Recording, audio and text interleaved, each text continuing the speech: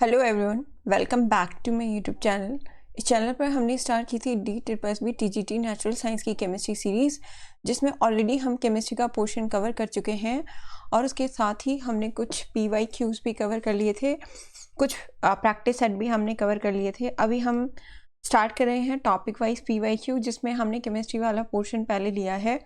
Already हम इसमें states of matter, carbon compounds और पीरियोडिक क्लासिफिकेशन ऑफ एलिमेंट्स की यूनिट को कवर कर चुके हैं। अभी हमने स्टार्ट कर रखी है unit metal and non metal, जिसका हम एक पार्ट कवर कर चुके हैं। आज हम इसका सेकेंड पार्ट कवर करने वाले हैं। So let's get started. देखो यहाँ पर सबसे फर्स्ट क्वेश्चन है, विच among the following is the best conductor of heat. हमें यहाँ पूछा है बेस्ट कंडक्टर ऑफ हीट क्या है। Options are copper, gold, carbon और आयरन। देखो कॉपर का सिंबल Cu होता है और ये एक मेटल होती है। गोल्ड का सिंबल Au होता है, ये भी मेटल होती है। कार्बन का सिंबल C होता है, ये एक नॉन मेटल होती है। आयरन का सिंबल Fe होता है और ये एक मेटल होती है। ठीक है, तो यहाँ पर सब मेटल है, सिर्फ कार्बन को छोड़कर। कार्बन एक नॉन मेटल होती है। हमें यहाँ पूछा है बेस्ट कंडक्टर ऑफ हीट, तो देखो जो बेस्ट कंडक्टर ऑफ हीट होता है वो होता है copper. So copper is the best conductor of heat, तो इसका राइट ऑप्शन क्या आएगा? Option A, copper is the best conductor of heat. ठीक है, चलो next. Which one of the following is an example of amphoteric oxide. Options are copper oxide, zinc oxide, sodium oxide and mercuric oxide. तो देखो जो copper oxide होता है उसका formula CuO होता है, जिंक ऑक्साइड का फॉर्मूला ZnO होता है, सोडियम ऑक्साइड का फॉर्मूला Na2O होता है और मर्क्यूरिक ऑक्साइड का फॉर्मूला Hg होता है। ठीक है, अब देखो हमें यह पूछा है एम्फोटेरिक ऑक्साइड क्या होते हैं। तो देखो जो एम्फोटेरिक ऑक्साइड होते हैं ना, वो दोनों के साथ रिएक्शन कर सकते हैं, acids as well as basis.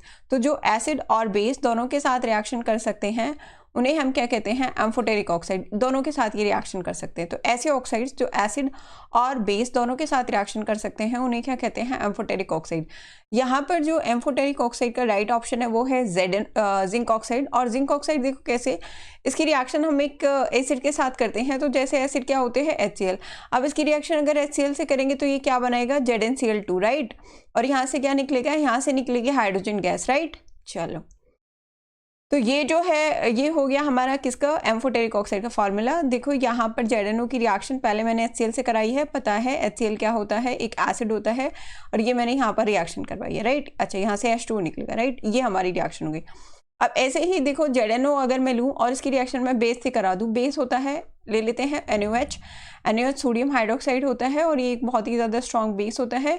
अगर मैं इसकी रिएक्शन बेस से कराऊँ तो ये बनाएगा Na2ZnO2 और साथ में यहाँ से निकलेगा H2O, राइट। तो यहाँ से H2O निकल जाएगा, तो यहाँ बैलेंस करेंगे तो यहाँ 2 आ जाएगा और यहाँ से H2O एलिमिनेट हो जाएगा और ये हमारा एक सॉल्ट बन जाएगा जिसका फॉर्मूला है सोडियम जिंकेट। ये जो बना है इसका फॉर्मूला क्या है? Sodium zincate. एक बार ये क्वेश्चन आ गया था, what is the formula of sodium zincate, तो उसे भी आप याद रख सकते हैं। ये सोडियम जिंकेट का फॉर्मूला है और ये एक सॉल्ट है।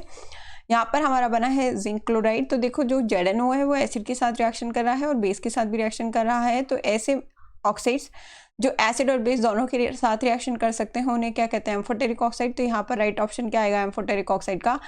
Zinc oxide. तो राइट ऑप्शन इज बी। ठीक है, एक और आपको याद रखें Al2O3 यानी एल्यूमिनियम ऑक्साइड, ये भी एक तरीके का एम्फोटेरिक ऑक्साइड होता है। क्लियर?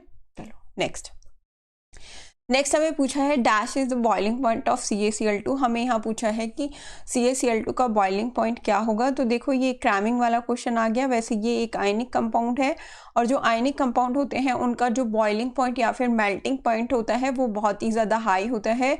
तो जो हमारा CaCl2 है उसका जो बॉइलिंग पॉइंट है वो कितना है? 1900 kelvin. Option D is correct. Clear? चलो next. Which among the following is a poor conductor of heat. देखो आज जो फर्स्ट क्वेश्चन था वो हमने क्या था? Best conductor of heat. तो जो हमारा बेस्ट कंडक्टर का आंसर था वो कॉपर था। अब इसमें पूछा है पुअर कंडक्टर ऑफ हीट। तो देखो यहाँ ऑप्शन में है कॉपर, कॉपर का सिंबल Cu होता है। दूसरा ऑप्शन है सिल्वर, सिल्वर का सिंबल Ag होता है। थर्ड ऑप्शन है मरकरी, मरकरी का सिंबल Hg होता है। And fourth option is aluminium, aluminium का सिंबल Al होता है। हमें यहाँ पूछा है पुअर कंडक्टर ऑफ हीट। तो देखो पुअर कंडक्टर ऑफ हीट का जो राइट ऑप्शन है वो होगा मरकरी, और अगर हमसे बेस्ट कंडक्टर पूछता तो उसका आंसर आ जाता कॉपर। साथ में आपको एक और बात याद रखनी है मरकरी के लिए, मरकरी पुअर कंडक्टर तो है ही, साथ में it is the only metal which is found in liquid state. ये सिर्फ एक अकेली ऐसी मेटल है जो लिक्विड स्टेट में हमें मिलती है रूम टेम्परेचर पर। ठीक है, ये भी आपको याद रखना है। Next, which of the following is a non metal that can exist in different forms. हमें यहाँ पूछा है ऐसी कौन सी नॉन मेटल है जो अलग अलग फॉर्म में एग्जिस्ट कर सकती है।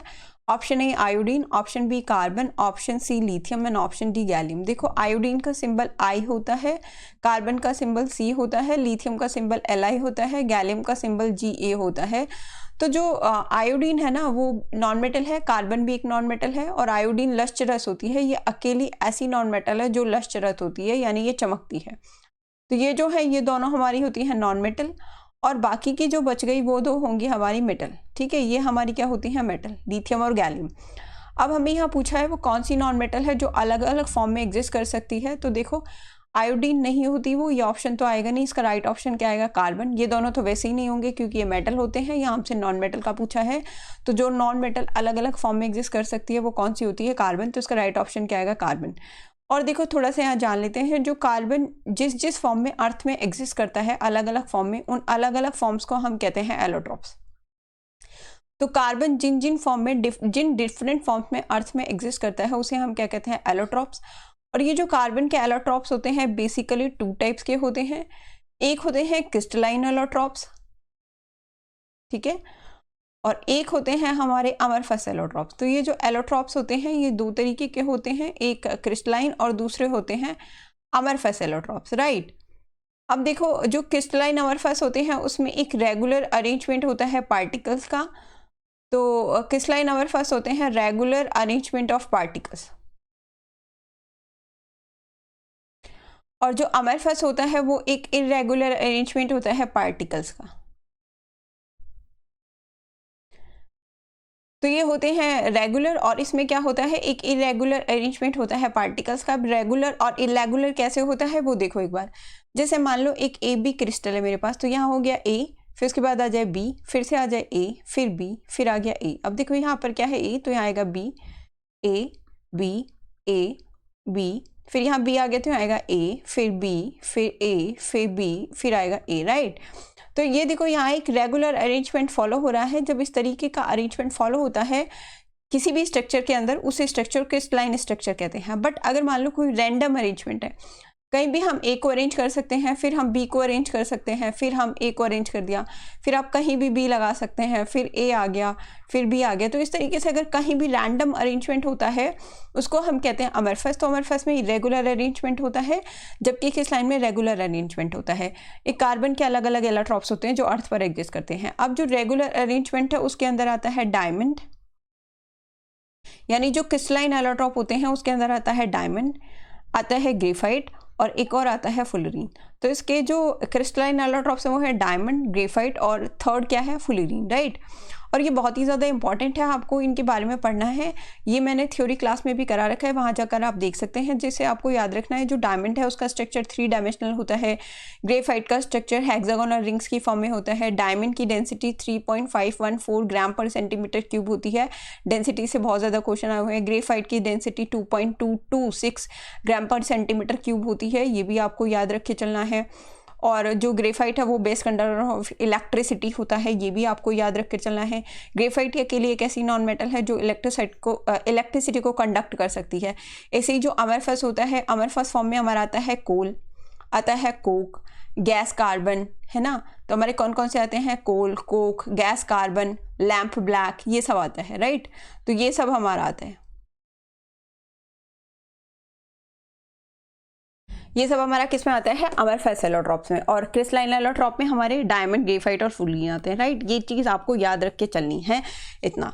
तो ये अलग अलग फॉर्म भी मैंने इसके बता दिए थे, और ऑप्शन तो मैं आपको पहले ही बता चुकी थी कि जो अलग अलग फॉर्म में एग्जिस्ट करता है वो कौन सा होता है, कार्बन, राइट। चलो next, which of the following is correct, हमें बताना है। इसमें 2 स्टेटमेंट दिए हैं, उसमें से कौन सा स्टेटमेंट करेक्ट है। फर्स्ट स्टेटमेंट है most non metals produce basic oxide. Second option है most metals produce acidic oxide. Option अब आपको बताना है कौन सा करेक्ट है, ओनली 1, ओनली 2, नाइदर 1 नॉर 2 और बोथ। देखो जो नॉन मेटेलिक ऑक्साइड होते हैं, मेटेलिक ऑक्साइड, जैसे मान लो मेटल लिया Na, इसका ऑक्साइड होता है Na2O, राइट। एक नॉन मेटल लेती हूँ कार्बन, कार्बन का ऑक्साइड पता है CO2। अब हमें देखो ये हो गया मेटेलिक ऑक्साइड और ये हो गया नॉन मेटेलिक ऑक्साइड, है ना। ये क्या है, ये है हमारा मेटेलिक ऑक्साइड, और CO2 क्या है, CO2 है हमारा नॉन मेटेलिक ऑक्साइड। राइट। चलो अब देखो, हमें ये पता करना है इसमें से कौन सा बेसिक ऑक्साइड है, कौन सा एसिडिक ऑक्साइड। तो उसके लिए आप क्या कर सकते हैं, जो भी आपके पास ऑक्साइड है उसे आप वाटर में डिसॉल्व कर दें। तो अगर मैं Na2O को वाटर में डिसॉल्व करूँ, अगर मैं Na2O को वाटर में डिसॉल्व करूँ तो मुझे मिलेगा NaOH, और बैलेंस करूँगी तो यहाँ 2 आ जाएगा। और NaOH क्या होता है, एक बेस। तो जब मैंने मेटेलिक ऑक्साइड को वाटर में डिसॉल्व किया तो मुझे क्या मिला, बेस। इसका मतलब जो मेटेलिक ऑक्साइड होते हैं they are basic in nature. तो जो भी आपके पास ऑक्साइड है उसको आप वाटर में डिसॉल्व करके देख लो, वाटर में डिसॉल्व करने के बाद एसिड आता है या बेस। तो यहाँ बेस आया तो इसका मतलब ये बेसिक नेचर में होते हैं। यहाँ लिखा है most metal produce acidic oxide, तो ये स्टेटमेंट तो गलत हो गया।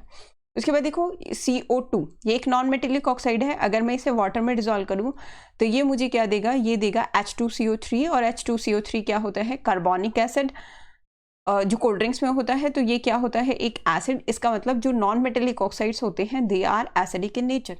तो हमारे जो नॉन मेटेलिक ऑक्साइड्स होते हैं they are acidic in nature, right. तो यहाँ पर जो हमारा फर्स्ट स्टेटमेंट था वो तो most metal produce basic oxide, ये भी गलत है। नॉन मेटल जो है वो एसिडिक ऑक्साइड प्रोड्यूस करते हैं और जो मेटल्स होते हैं वो बेसिक ऑक्साइड प्रोड्यूस करते हैं। तो यहाँ पर हमारे दोनों ही स्टेटमेंट रॉन्ग हो जाते हैं। तो यहाँ राइट ऑप्शन क्या आएगा, नाइदर वन नॉर टू। ठीक है, चलो next. Which of the following is not a property of ionic compounds. यहाँ कुछ ऑप्शन दिए हैं और आपको ये बताना है इसमें कौन सी प्रॉपर्टी आयनिक कंपाउंड्स की नहीं है। ऑप्शन ए है they are crystalline solid. Option B this compound conduct electricity in their molten state and in aqua solution. Option C this compounds are generally soluble in water but are insoluble in organic solvents such as ether, alcohol, carbon tetrachloride, etc. Option D, the melting and boiling point of these compounds are lower than those of covalent compounds, right? तो हमें यहाँ बताना है कि जो ionic compounds होते हैं उनकी कौन सी प्रॉपर्टी इनमें से नहीं है। तो देखो जो आयनिक कंपाउंड्स होते हैं पहले हम देख लेते हैं वो किस तरीके के होते हैं, राइट। देखो आयनिक कंपाउंड तब बनते हैं जब एक मेटल और नॉन मेटल आपस में रिएक्शन करता है। तो जब मेटल अपना इलेक्ट्रॉन नॉन मेटल को देता है तो जो बनेगा कंपाउंड उसे हम क्या कहेंगे, आयनिक कंपाउंड। जैसे हमारे पास एक मेटल है Na और नॉन मेटल है Cl। अब सबको पता है कि जो सोडियम है उसका एटॉमिक नंबर 11 होता है, कॉन्फ़िगरेशन 2, 8 और 1 होता है। तो इसका जो लास्ट इलेक्ट्रॉन वो मैं यहाँ पर रख रही हूँ। क्लोरीन का 2, 8 और 7 होता है, उसका मैं यहाँ पर रख रही हूँ। ठीक है, चलो अब इसको अगर मैं यहाँ पर दे दूँ इलेक्ट्रॉन को तो इसका भी ऑक्टेट कंप्लीट, इसका भी ऑक्टेट कंप्लीट, यानी मुझे क्या मिलेगा, यहाँ पे मिलेगा Na पॉजिटिव और ये Cl और ये इस तरीके से मुझे मिलेगा, राइट। चलो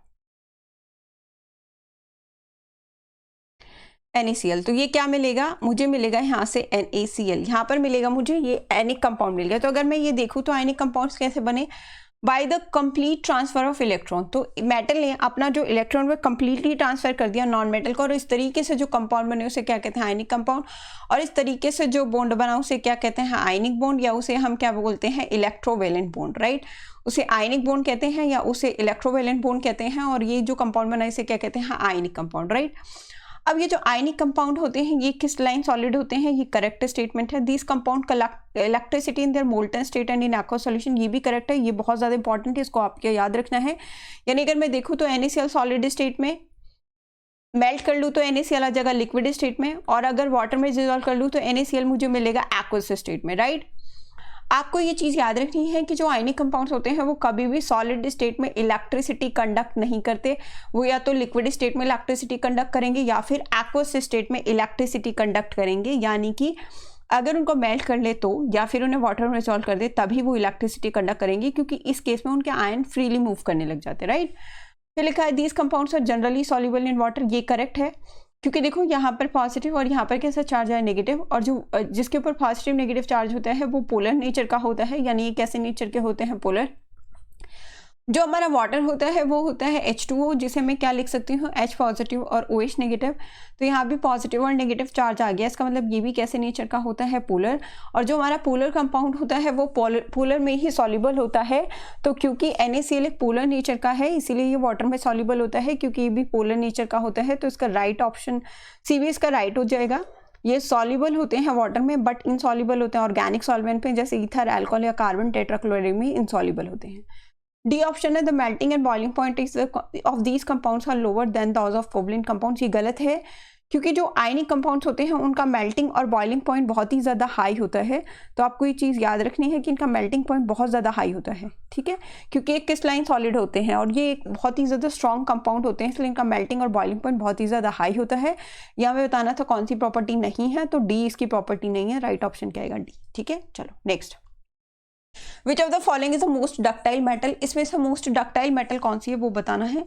गोल्ड का सिंबल होता है Au, फिर हमें दिया सिल्वर, सिल्वर का सिंबल होता है Ag, मरकरी, मरकरी का सिंबल होता है Hg और कैडमियम, कैडमियम का सिंबल होता है Cd। और हमें बताना है कौन सी मोस्ट डक्टाइल मेटल है। देखो डक्टाइल प्रॉपर्टी होती है थिन शीट्स में कन्वर्ट कर लेना, तो अगर हम किसी भी मेटल को बीट करके थिन शीट्स में कन्वर्ट कर देते हैं तो वो होती है डक्टाइल प्रॉपर्टी। ऐसी ही एक प्रॉपर्टी होती है मैलेबिलिटी, अगर हम उसको थिन वायर्स में कन्वर्ट कर लेते हैं तो वो हमारी कौन सी प्रॉपर्टी होती है, मैलेबिलिटी, राइट। अब कौन सी मेटल सबसे ज़्यादा मैलेबल होती है और डक्टाइल होती है, तो दोनों का ही आंसर, डक्टिलिटी और मैलेबिलिटी दोनों का ही, Ag और Au यानी गोल्ड और silver is the most ductile and most malleable metal. But अगर हमसे दोनों ही ऑप्शन में है तो आपको याद रखना है गोल्ड, गोल्ड बहुत ही ज़्यादा डक्टाइल और मैलेबल होती है, तो इसका राइट ऑप्शन क्या आएगा, ए, गोल्ड, ठीक है। नेक्स्ट, दो metals have high melting point but which of the following metal have very low melting point, option और gallium, molybdenum, tungsten and rhodium. Gallium का सिंबल Ga होता है, मॉलिब्डेनम का सिंबल Mo होता है, टंगस्टन का सिंबल W होता है, रीनियम का सिंबल R ही होता है, ठीक है। अब देखो जनरली मेटल्स का जो मेल्टिंग पॉइंट है वो बहुत ही ज़्यादा हाई होता है, पर ऐसी कौन सी मेटल है जिसका मेल्टिंग पॉइंट बहुत ही ज़्यादा लो होता है, तो देखो सारी मेटल्स का मेल्टिंग पॉइंट बहुत ही ज़्यादा हाई होता है, ये याद रखना। और टंगस्टन का तो बहुत ही ज़्यादा हाई होता है, टंगस्टन मेटल का बहुत ही ज़्यादा हाई मेल्टिंग पॉइंट होता है। पर दो ऐसे मेटल जिनका मेल्टिंग पॉइंट बहुत ही ज़्यादा लो होता है वो होते हैं गैलियम और सीजियम। आपको याद रखना है गैलियम और सीजियम इन दोनों का ही मेल्टिंग पॉइंट बहुत ही लो होता है। गैलियम का सिंबल Ga होता है और सीजियम का सिंबल Cs होता है, ठीक है। और इन दोनों का ही मेल्टिंग पॉइंट बहुत ही ज़्यादा लो होता है। इनका मेल्टिंग पॉइंट इतना ज़्यादा लो होता है कि इनको जैसे ही हम अपने हाथ पे रखते हैं ये मेल्ट कर जाती हैं, तो इनका मेल्टिंग पॉइंट बहुत ही ज़्यादा लो होता है। तो इसका राइट ऑप्शन क्या आएगा, अभी इसमें सीजियम है नहीं, सिर्फ गैलियम है, तो gallium is right option, correct. चलो next, the non metals are either solid और gases except dash which is a liquid. देखो जो नॉन मेटल्स होते हैं जनरली या तो वो सॉलिड होते हैं या फिर वो क्या होते हैं, गैस, सिर्फ एक मेटल को छोड़कर जो लिक्विड होती है। इसमें ऑप्शन है आयोडीन, मरकरी, ब्रोमीन और सल्फर। आयोडीन का सिंबल I2 होता है, मरकरी का सिंबल Hg होता है, ब्रोमीन का सिंबल Br होता है और सल्फर का सिंबल S होता है। अब यहाँ पूछा वो कौन सी नॉन मेटल है जो लिक्विड स्टेट में होती है, ये पूछा है। अब ध्यान से देखना, देखो मरकरी भी हमें लिक्विड स्टेट में मिलती है, ठीक है, यही हम ज़्यादातर हम ये गलती कर देते हैं। और ब्रोमीन भी हमें लिक्विड स्टेट में मिलती है, तो जल्दी जल्दी में हम देखते नहीं हैं, जनरली हमें मरकरी याद रह जाता है तो उसे हम मरकरी आंसर करेंगे। पर हमसे यहाँ नॉन मेटल पूछा है, वो कौन सी नॉन मेटल है जो लिक्विड स्टेट में मिलती है, तो इसका राइट ऑप्शन आएगा bromine. Bromine is the only non metal which is found in liquid state. अगर मेटल पूछा जाता है तब आंसर मरकरी हो जाता है, क्लियर। चलो next, alkali metals have dash high densities and low melting point, low densities and low melting point, low densities and high melting point, high densities and high melting point, ठीक है। तो हमें पूछा है एल्कली मेटल्स के पास क्या होते हैं, तो देखो एल्कली मेटल्स होते हैं ग्रुप 1 के मेटल्स, ग्रुप 1 पीरियोडिक टेबल में जो आते हैं, जिसमें कौन से आते हैं, lithium, sodium, potassium, rubidium, caesium और फ्रेंशियम, ये आते हैं। इन्हें एल्कली मेटल्स कहते हैं। अब इन्हें एल्कली मेटल्स क्यों कहते हैं, इन्हें एल्कली मेटल्स इसलिए कहते हैं क्योंकि ये जो बेस बनाते हैं वो वाटर सॉल्युबल बेस होते हैं, और वाटर सॉल्युबल बेसिस के लिए जो वर्ड यूज किया जाता है वो क्या होता है, alkali. Alkalis are the water soluble base, ठीक है। तो जो वाटर सॉल्युबल बेस होते हैं वो क्या होते हैं, alkali. Alkalis are the water soluble base, ठीक है। तो क्योंकि ग्रुप 1 के जो मेटल्स होते हैं वो एल्कली मेटल्स होते हैं and they are water soluble base, right. तो इनकी जो मेल्टिंग पॉइंट है वो बहुत ही ज़्यादा लो होता है, इनकी डेंसिटी भी लो होती है, तो उसका राइट ऑप्शन क्या आएगा, बी, करेक्ट। चलो नेक्स्ट, ये याद रखना एल्कली मेटल्स का जो मेल्टिंग पॉइंट और डेंसिटी है वो बहुत ही लो होती है, और इसमें सीजियम जो होता है इसका तो मेल्टिंग पॉइंट इतना ज़्यादा लो होता है कि इसको हाथ पे रखने के बाद ये मेल्ट कर जाता है, ठीक है। Next, anodising is a process of forming a thick oxide layer of sulphur, aluminium, phosphorus और क्लोरीन। देखो एनोडाइजिंग जो होता है ना, एक तरह से कॉरोजन से बचाने के लिए होता है। तो जो कॉरोजन का प्रिवेंशन मेथड है उसमें से एक एनोडाइजिंग भी है। उसमें क्या करते हैं, हम एक थिक ऑक्साइड लेयर बनाते हैं एल्यूमिनियम की एक थिक ऑक्साइड लेयर बनाते हैं और उसको आयरन के ऊपर क्लाउड कर देते हैं। यानी इसमें ना इस तरीके से बन जाता है Al2O3। अब जब ये Al2O3 बन जाता है ना, तो इसको नाइट्रिक एसिड के ट्रांसपोर्ट में भी हम यूज़ कर सकते हैं। तो उसका राइट ऑप्शन क्या आएगा, बी। तो आप याद रखना एनोडाइजिंग ए से और एल्यूमिनियम भी ए से। तो एनोडाइजिंग में हम एल्यूमिनियम की थिक ऑक्साइड लेयर बनाते हैं। क्लियर? चलो next. Metal like dash react with cold water so violently and in an exothermic way that evolved hydrogen immediately catches fire। तो जो मेटल्स होती हैं, ऐसी मेटल्स जो कोल्ड वाटर के साथ रिएक्शन कर लेती है और इतना वायलेंटली रिएक्शन करती हैं एक्सोथर्मिक वे में, यानी वहाँ से ट्रिमेंडस अमाउंट ऑफ हीट निकलती है और जो हाइड्रोजन निकलती है वो इजीली फायर कैच कर लेती है। ऑप्शन है इसका कैल्शियम, जिंक, पोटाशियम और मैग्नीशियम। ठीक है, तो देखो भाई, हमें पूछा है कि वो कौन सी मेटल है जो कोल्ड वाटर के साथ वायलेंटली रिएक्ट करती है। तो कोल्ड वाटर के साथ रिएक्शन करने वाली मेटल्स होती हैं अल्कली मेटल्स। तो जो हमारी अल्कली मेटल्स होती हैं वो कोल्ड वाटर के साथ बहुत वायलेंटली रिएक्ट करती हैं। अल्कली मेटल कौन सी होती है हमारी, अभी बताया था, lithium, sodium, potassium, rubidium, caesium और फेंशियम। और इसमें से जो सोडियम और पोटाशियम है इतने ज़्यादा वायलेंटली रिएक्ट करते हैं, वो भी एक एक्सोथर्मिक वे में। एक्सोथर्मिक रिएक्शंस वो होती हैं जहाँ से हीट एनर्जी निकलती है। तो जैसे ही मान लो पोटाशियम है, इसको वाटर में ड्रॉप करेंगे तो क्या करेगा, यहाँ से ये बनाएगा एक तो KOH और यहाँ से H2 एलिमिनेट होगी। ठीक है, तो यहाँ से H2 एलिमिनेट होगी और ये बनाएगा KOH। इस तरीके से रिएक्शन होती है। क्लियर? यहाँ से जैसे ही यह हाइड्रोजन निकलेगी और अपने यहाँ से बहुत ज़्यादा हीट निकलती है, इसीलिए ये एक्सोथर्मिक रिएक्शन होती है। तो क्योंकि इस रिएक्शन में बहुत ही ज़्यादा हीट एनर्जी निकलती है, इसीलिए कैसी रिएक्शंस होती है, एक्सोथर्मिक। अब ये हाइड्रोजन जैसे ही निकलेगी वैसे ही इमीडिएटली फायर कैच कर लेगी, राइट? तो यहाँ आग लग जाएगी। तो इसका राइट ऑप्शन क्या आएगा, इसका राइट ऑप्शन आएगा पोटाशियम, सी। ठीक है, क्लियर? चलो next. Non metals do not displace dash from dilute acid. Non metals किसको डाइल्यूट एसिड से डिस्प्लेस नहीं कर सकते, ऑक्सीजन, हाइड्रोजन, नाइट्रोजन और कार्बन। तो देखो जो नॉन मेटल्स होते हैं ना, वो एसिड से रिएक्शन नहीं करते हैं। Non metals not react with acids. तो नॉन मेटल प्लस अगर मैं एसिड करूं तो नॉन मेटल, और अगर हम एसिड करेंगे तो there will be no reaction. अब इसका क्या रीज़न है, तो देखो एसिड का कोई भी हम एसिड ले, जैसे मान लो HCl लिया या फिर हम H2SO4 ले सकते हैं, है ना। HCl हमारा होता है हाइड्रोक्लोरिक एसिड और H2SO4 होता है हमारा सल्फ्यूरिक एसिड। अब जैसे ही हम इन एसिड की रिएक्शन नॉन मेटल से कराएंगे, यहाँ कोई रिएक्शन नहीं होगी। क्यों नहीं होगी? क्योंकि जो नॉन मेटल्स होते हैं they are less reactive than hydrogen, less reactive than hydrogen. और ये क्योंकि हाइड्रोजन से कम रिएक्टिव होते हैं, इसीलिए हाइड्रोजन को डिस्प्लेस नहीं कर पाते। हाइड्रोजन को यहाँ से सिर्फ वही डिस्प्लेस कर सकता है जो हाइड्रोजन से ज़्यादा रिएक्टिव होगा। क्योंकि नॉन मेटल्स हाइड्रोजन से कम रिएक्टिव होते हैं, इसीलिए वो हाइड्रोजन को यहाँ से डिस्प्लेस नहीं कर पाते, इसीलिए यहाँ रिएक्शन नहीं होती है। तो उसका राइट ऑप्शन क्या आएगा, ऑप्शन बी, हाइड्रोजन, राइट। चलो नेक्स्ट और आज का लास्ट क्वेश्चन है, विच of the following statement is true regarding the extraction process of mercury. Mercury के एक्सट्रैक्शन प्रोसेस से रिलेटेड यहाँ पर 2 स्टेटमेंट दिया और हमें ये बताना है इसमें से कौन सा स्टेटमेंट करेक्ट है। Cinnabar HgS, an ore of mercury, is first reacted with water and it converts into mercuric oxide HgO.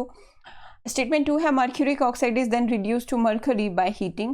इसमें कौन सा स्टेटमेंट करेक्ट है, only 1, only 2, neither 1, not 2 and both 1 and 2। तो देखो एक्सट्रैक्शन प्रोसेस ऑफ मरकरी में mercury होता है Hg। ठीक है, एक तो आपको याद रखना है मरकरी जो हमें अर्थ में मिलता है वो HgS की फॉर्म में मिलता है, यानी मरकरी का ओर होता है HgS, जिसे कहते हैं सिनेबार।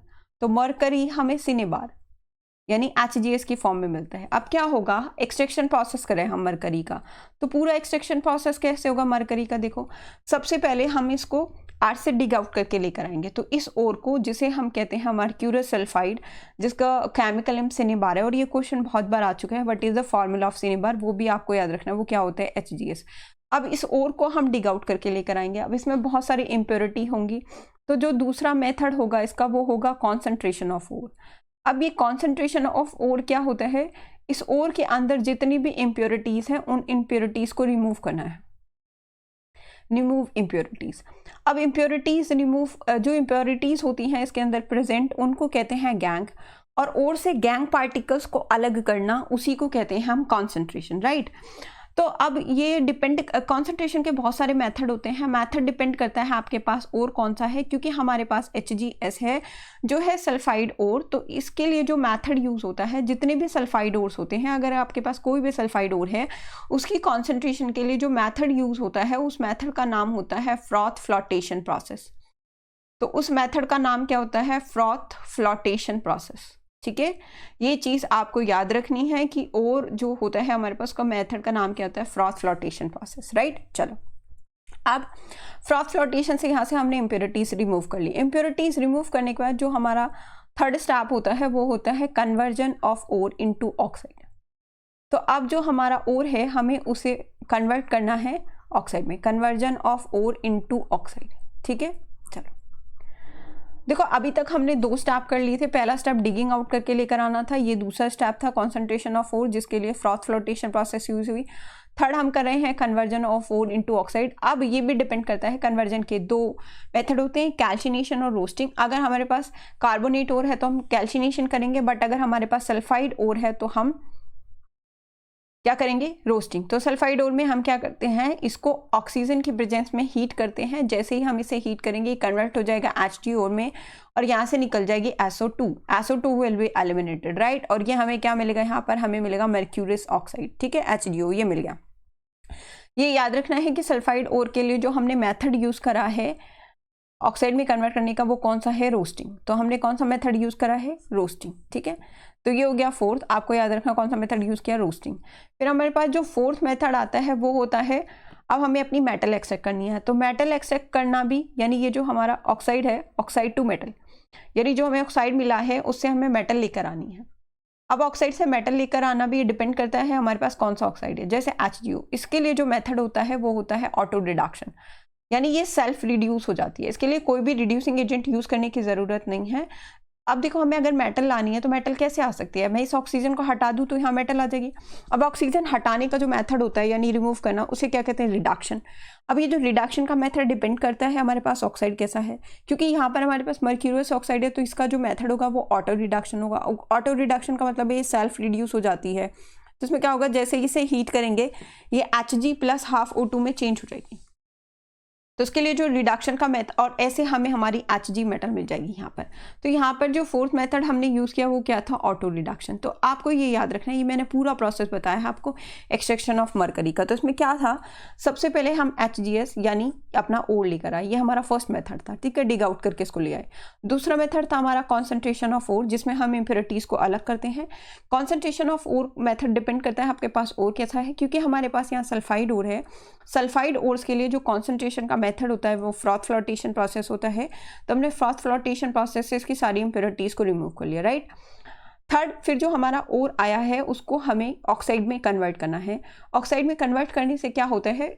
एक तो वो ऑक्साइड में कन्वर्ट हो जाएगा तो उसको रिडक्शन करना इजी होगा, हमारी मेटल इजी मिल जाएगी। दूसरा, अगर कोई इम्प्योरिटीज बच भी गई तो यहाँ पर इम्प्योरिटीज जो वोलेटाइल होती हैं वो उड़ जाती हैं हीट करने से। तो जो हमारा सल्फाइड ओर है उसको ऑक्सीजन की प्रेजेंस में हीट किया और यहाँ पर क्या मिल गया? HgO, यानी मुझे क्या मिल गया? मर्क्यूरियस ऑक्साइड मिल गया, राइट। फिर उसके बाद फोर्थ क्या होता है? Auto reduction. ऑटो रिडक्शन क्या होता है? जैसे ही हम ऑक्साइड, जो हमारा ऑक्साइड ओर, अच्छा ये पहले यहाँ पर देख लो एक बार, और को कन्वर्ट कर रहे हैं तो ये मेथड भी डिपेंड करता है कि अगर हमारे पास सल्फाइड ओर है तो हम रोस्टिंग करेंगे, अगर हमारे पास कार्बोनेट ओर है या ऑक्साइड ओर है तो उसके लिए हम कैल्सिनेशन करेंगे, और सल्फाइड ओर्स के लिए हम रोस्टिंग मेथड यूज करते हैं। रोस्टिंग मेथड में जो ओर है उसको in presence of oxygen heat करते हैं और ऑक्साइड ओर में कन्वर्ट कर लेते हैं। अब हमें HgO मिल गया, बस हमें क्या करना है? मेटल निकालनी है। तो मेटल के लिए हम क्या करेंगे? यहाँ से ऑक्सीजन हटाएंगे, तो ऑक्साइड से मेटल लानी है, तो ऑक्सीजन हटाने का मेथड क्या होता है? रिडक्शन। तो इसका रिडक्शन कराएंगे। अब ये जो रिडक्शन है ये इस बात पे डिपेंड करता है आपके पास कौन सा ऑक्साइड ओर है। मर्क्यूरियस ऑक्साइड ओर के लिए ऑटो रिडक्शन करते हैं, यानी ये सेल्फ रिड्यूस हो जाती है। जैसे ही इसे हीट करेंगे यहाँ से ऑक्सीजन एलिमिनेट हो जाएगी और हमें क्या मिल जाएगी? Hg, और O2 यहाँ से वेपोराइज हो जाएगी। तो इस तरीके से हमें हमारी मेटल मिल जाती है मरकरी, ठीक है। अब देखो हमें क्या दे रखा है? स्टेटमेंट 1 दे रखा है, cinnabar an ore of mercury, correct है, is first reacted with water and it converts into mercuric oxide HgO। देखो हमने यहाँ रिएक्शन की, वाटर से तो कहीं रिएक्शन नहीं की, तो ये गलत है। वाटर से नहीं, यहाँ पर किससे रिएक्शन कराते हैं? O2 से रिएक्शन कराते हैं, रोस्टिंग करते हैं ना, और कन्वर्ट करते हैं अब कन्वर्ट करने का जो मेथड होता है ऑक्साइड ओर में वो क्या होता है, देखो यहाँ ऑक्साइड ओर बन गया HNO। कौन से मेथड से कन्वर्ट करते हैं, रोस्टिंग, जिसमें हम ऑक्सीजन की सप्लाई में हीट करते हैं, वाटर तो है ही नहीं। इसका मतलब हमारा स्टेटमेंट 1 गलत हो जाता है यहाँ पर। सेकेंड स्टेटमेंट है mercuric oxide is then reduce to mercury by heating. ये ठीक है, मर्क्यूरिक ऑक्साइड को हीट करके मर्करी में चेंज कर लेते हैं और इस मेथड को क्या बोलते हैं, ऑटो रिडक्शन। तो हमें क्या दे रखा है यहाँ पर, एक ऑटो रिडक्शन का पार्ट दे रखा है, तो ये करेक्ट है। यानी सेकेंड स्टेटमेंट यहाँ पर करेक्ट है बट फर्स्ट स्टेटमेंट रॉन्ग है। तो क्या आएगा यहाँ पर करेक्ट, ओनली 2। ठीक है, तो ओनली 2 यहाँ पर करेक्ट हो जाएगा। तो देखो आज हमने, आई होप आपको ये क्वेश्चन समझ आया होगा। आज हमने देखो मेटल और नॉन मेटल वाले टॉपिक के भी क्वेश्चंस कवर कर लिए हैं। नेक्स्ट रन पर हम देखते हैं मैन मेड मटेरियल के कवर करेंगे। ठीक है, अब मुझे लगता है आपको ये जो सेशन है ये पसंद आया होगा, सारे क्वेश्चन समझ आए होंगे। और फिर भी कोई भी डाउट हो आप उसको मुझे कॉमेंट सेक्शन में पूछ सकते हैं। प्लीज़ मेरे चैनल को लाइक करें, शेयर करें एंड सब्सक्राइब करें। Thank you so much for watching.